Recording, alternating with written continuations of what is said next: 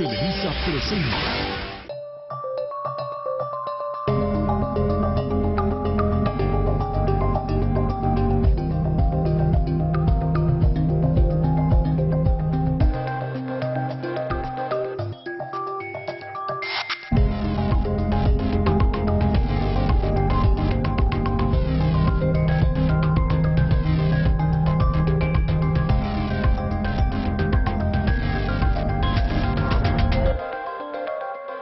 Gracias por acompañarnos en una emisión más de Los Reporteros.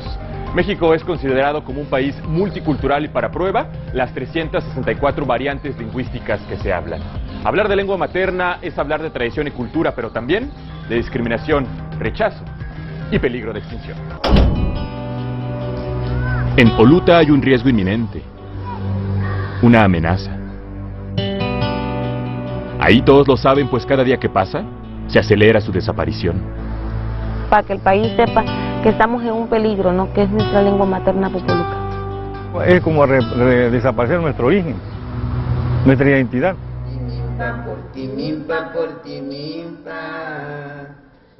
El último canto en Popoluca se escucha de la voz de Diosgoro, un indígena oluteco que se resiste a que su historia muera junto con su lengua.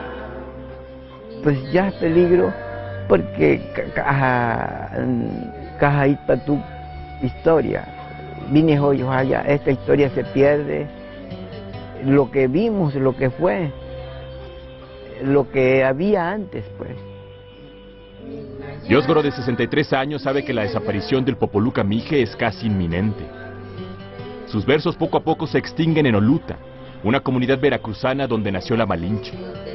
Paradójicamente, aprendiz de varias lenguas. Cuando vino la conquista, cuando Hernán Cortés, en ese tiempo, ella fue intérprete, ¿sí?, de toda esta región. En el último año, el Popoluca Mije fue la lengua que más avanzó en su proceso de desaparición, por lo que representa la de mayor peligro de extinción en México. Según un censo hecho por los propios hablantes, solo 5 personas la entienden, pero solo 2 la hablan. 90 civil, 85 civil. Diferenciar un pellaje civil.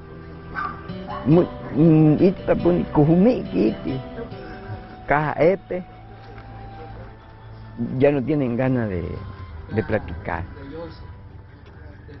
Doña Nicolasa de los Santos es la hablante de mayor edad. A sus 93 años platica con Diosgoro en Popoluca porque es el único con quien puede hacerlo.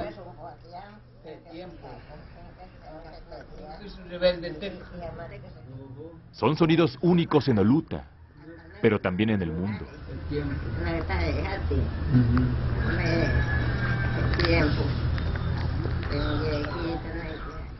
Por los años no pueden transmitirlo ya, se le olvidan las palabras. Decimos que son 5, y 3 no pueden o les da pena. Les da pena, así es, son 2 nada más, Nicolasa de los Santos y Diosgoro Prisciliano.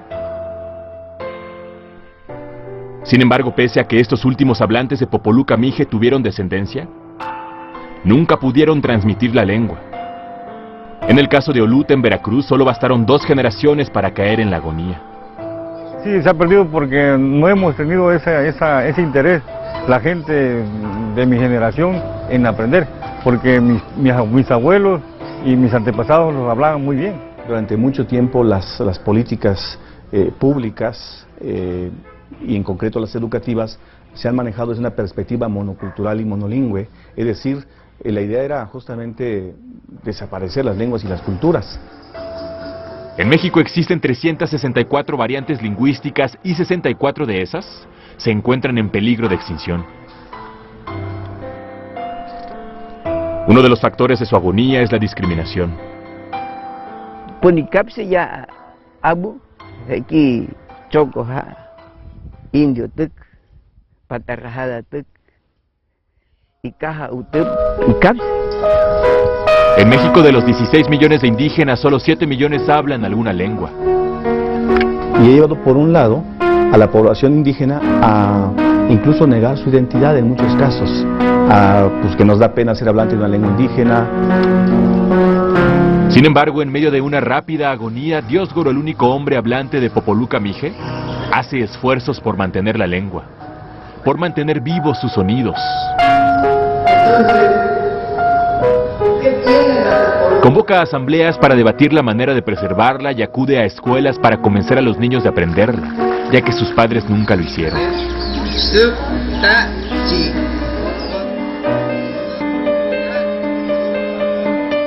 Pinta bardas en lengua para que la gente regrese a sus raíces, para que reconozcan a Oluta como el pedacito de México, casi olvidado. Ahí en las bardas él pone palabras exactamente como se escriben en popoluca y cómo se traduce en español. Y recorre las calles hablando en popoluca mije, para que la población lo aprenda, o lo escuche por última vez. Hay personas que se burlan, ¿no? Lo toman a loco, no les interesa, ¿no? No les interesa, y se inquietan, ¿no? ¿Qué es lo que está diciendo? Y a eso, ¿no? Lo toman a loco. Este nombre, sí, este tumpe tuca esfuerzo. Y a motope, pues tacarse. Yo hago un esfuerzo. Quien me escuche, lo hablo.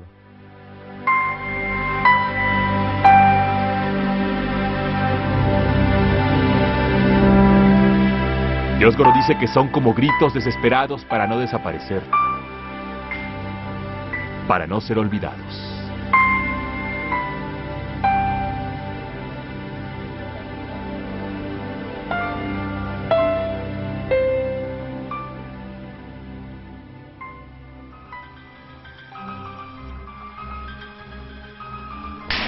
Abusan en acusarlos de delitos que no cometieron porque saben que no se van a poder defender. Y no es justo que me mantengan aquí. Que muchos de ellos no tuvieron acceso a un intérprete.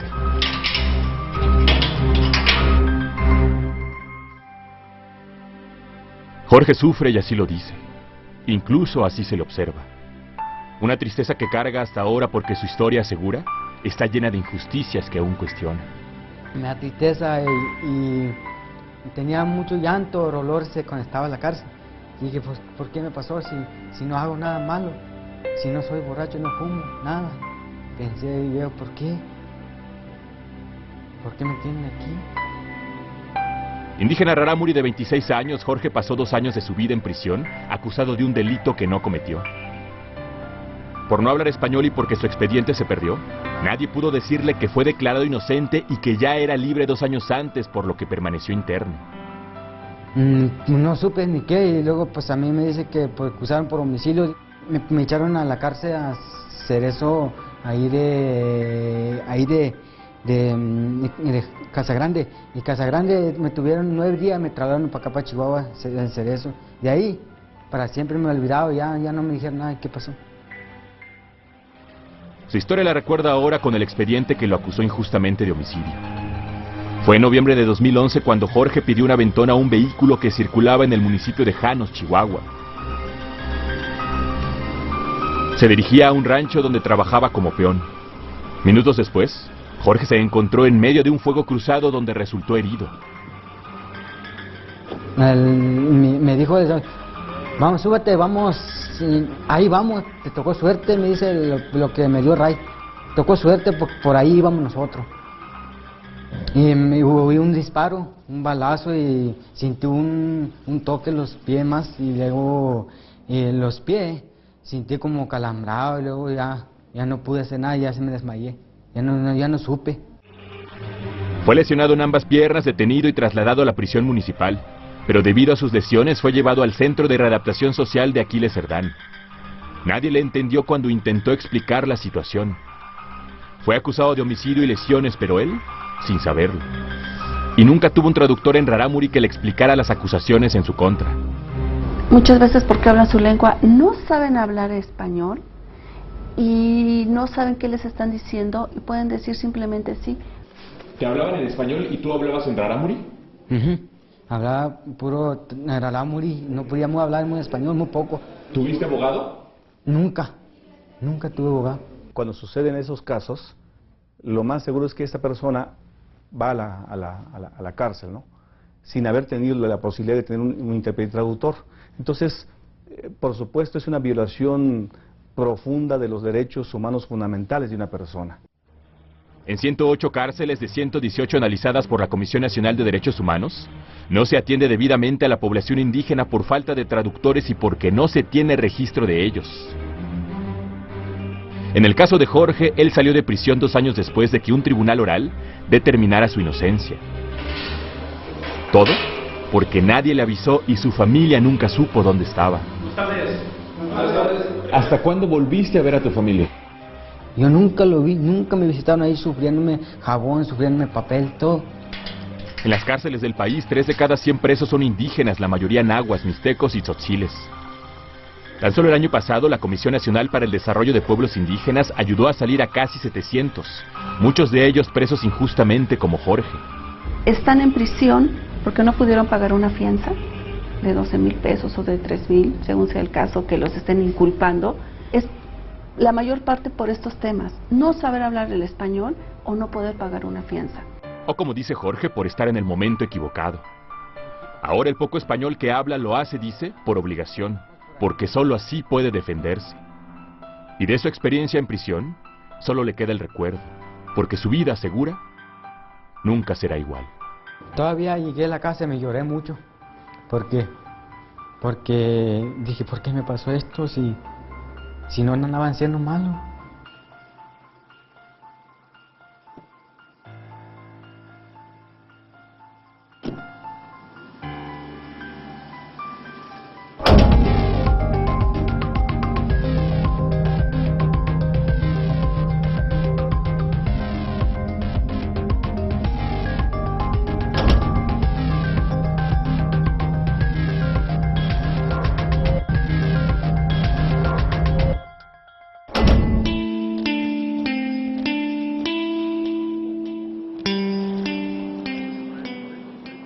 Dani kui ya ni kui wa yin. Isha iwe ka dan hi shi wo wi te ta shi. Dan shi da shi. Dan shi ni na dan shi no ka hora. Ni fin sha ni te shi kwa shi no ra hwa ta da. Ya dan shi ni karita. De una violencia institucional que se vive en el caso de Zenaida contra las mujeres. No tenía idea clara ni siquiera de qué la estaban acusando. Doble estigmatización que se tiene con las mujeres privadas de libertad.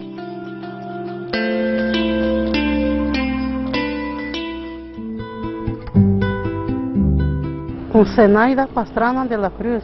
Tímida y con voz suave, así pronuncia su nombre. Su mirada es inocente y profunda, pero también llena de desconfianza para quien se le acerca. Y no es para menos. Zenaida estuvo en prisión 9 años 6 meses acusada de un delito que no cometió.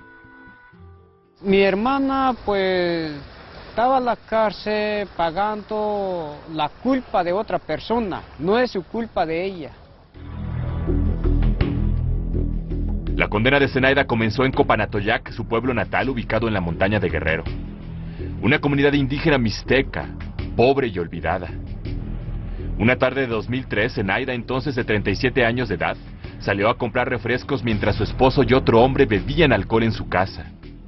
Y cuando regresa tiempo después, ve una multitud en su casa. Y a decir de ella, estaban todos los vecinos ahí y le empiezan a decir que ella había matado a una persona que se encontraba tirada en el interior de su domicilio. Tras darle muerte al otro hombre, el esposo escapó. Pero la comunidad quiso linchar a Zenaida.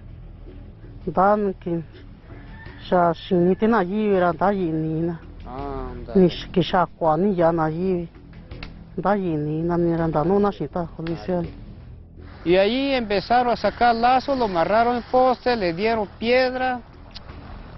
La policía la detuvo sin orden de aprehensión y la trasladó al Ministerio Público de Tlapa, Guerrero. Zenaida estuvo toda una noche en la camioneta que la transportó sin alimentos, sin bebida, lo que nosotros por supuesto calificamos como tratos crueles, inhumanos y degradantes. En el desahogo de pruebas nunca tuvo un traductor. En Guerrero el 15% de la población es indígena y 2 de cada 10 no habla español como ella. Ella ni entendía español porque no fue a la escuela, es una persona inocente. En lugar de contestar bien, contestó puro sí, puro sí. El Ministerio Público incurrió en varias irregularidades durante la investigación de este caso. Por ejemplo, la fabricación de pruebas al decir que Zenaida había sido detenida al interior de su hogar en presencia de sus 2 hijas cuando Zenaida no tenía hijas. Y con esos elementos la consignan ante el juez de primera instancia. Así ingresó a prisión, sin entender qué había pasado, pero ya con una primera sentencia de 30 años por el delito de homicidio. Zenaida se convierte, por decirlo de alguna manera, en la presa perfecta de este tipo de abusos, porque, desgraciadamente, y hay que decirlo, es mujer. Sin embargo, su defensa apeló la sentencia 4 veces.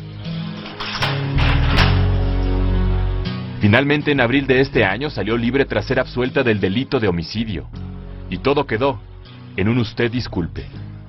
Una disculpa por parte del Poder Judicial del Estado por haberla tenido detenida, ¿no? Por esta acusación que le hizo.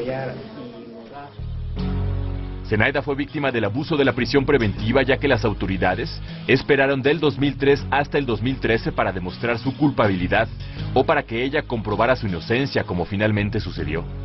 Su caso es solo uno, pero en el estado de Guerrero el 60% de los indígenas en prisión no tienen sentencia. Zenaida Pastrana estuvo 9 años y 6 meses antes de obtener una sentencia definitiva. Un abuso de la prisión preventiva completamente grave, que es una peculiaridad regularmente que sucede en los casos de personas indígenas. Pero tras recuperar su libertad, regresó la alegría para ellos, para toda la familia de Zenaida, para su hermano Felipe, quien fue su intérprete, su gestor, su consuelo. Ahora sí, ya estamos contentos, estamos tomando agua buena porque lo que afectaba pues ya salió, Para su padre, que sin comprender qué pasaba realmente, siempre los acompañó pese a su edad. Y para Zenaida, quien sabe que mientras más oscura sea la noche, más cerca está el amanecer.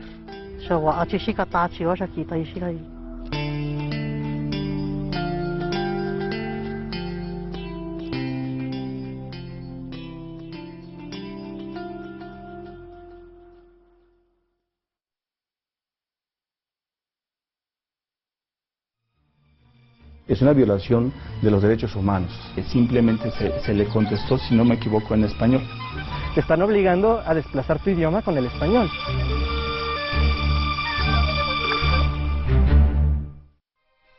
Indígena ñañú de 38 años, César habla su lengua, pero también español. Este último por necesidad. Su idioma materno porque así se comunican aún en la comunidad indígena de San Ildefonso Hidalgo, donde es el gobernador tradicional ñañú. Y es que ante la amenaza que él dice enfrenta su lengua, César ha puesto un precedente en la historia de México. Presentó un amparo en lengua ñañú que se convierte en el primero en su tipo en el país. Una presidente en una gasten que esti porque hanse de gadam onda.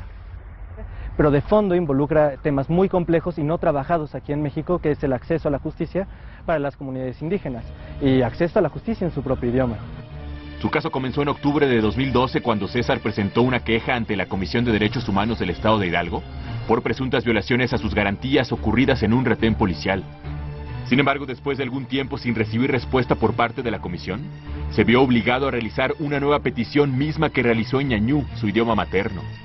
Y de que después ganó Gambeña Nungi, que Hinago Tanjaba. Porque pueden a Topman ama Yokwe, man añañú, o na náhuatl, o na zapoteco, de que siempre sin capo una policía así. La respuesta de la Comisión de Derechos Humanos de Hidalgo fue en español y era incongruente con la queja de César. Mientras él argumentaba violaciones a sus garantías en el retén policial, la institución lo mandaba a tomar unos cursos sobre derechos humanos.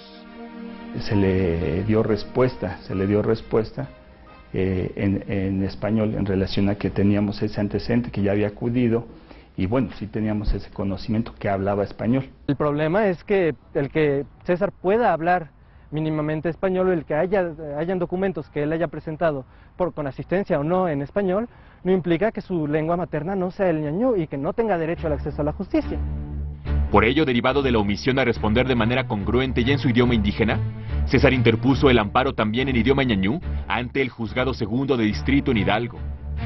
Ante la falta de peritos indígenas que tradujeran la demanda, no se admitió hasta 4 meses después. todas las diligencias del juzgado son en español al final. Entonces no le permite a las personas de comunidades indígenas entender, digamos, todas las resoluciones que los juzgados hagan. El juzgado segundo de distrito en Hidalgo, al constatar que César también entiende español, sobreseyó el juicio incluso antes de celebrar la audiencia constitucional. Se supone, conforme al artículo 2 constitucional, que somos una nación multicultural. Si no reconoces el idioma de las comunidades indígenas, este idioma desaparece.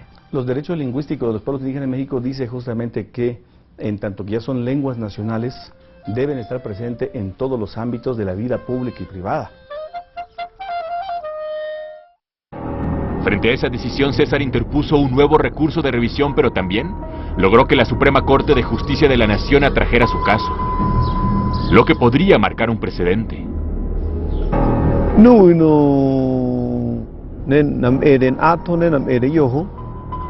Era ley de derecho de cultura indígena del estado de Rajay Hidalgo, era neje que en San Ildefonso fue reconocido como pueblo indígena. Le decimos a la Suprema Corte: oye, Suprema Corte, este es un caso que tú debes conocer, porque a partir de que tú lo resuelvas puedes sentar un criterio, puedes sentar bases para que el resto de los juzgados, tanto de distrito como colegiados a lo largo del país, respeten y garanticen el derecho a las comunidades indígenas del acceso a la justicia en su propio idioma. Un amparo que dice podría hacer valer su lengua.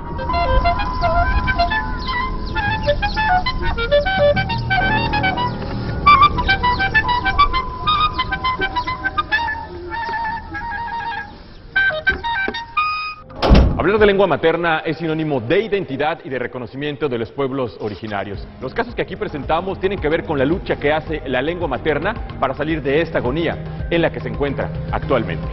Gracias por acompañarnos en una emisión más de Los Reporteros. Hasta la próxima.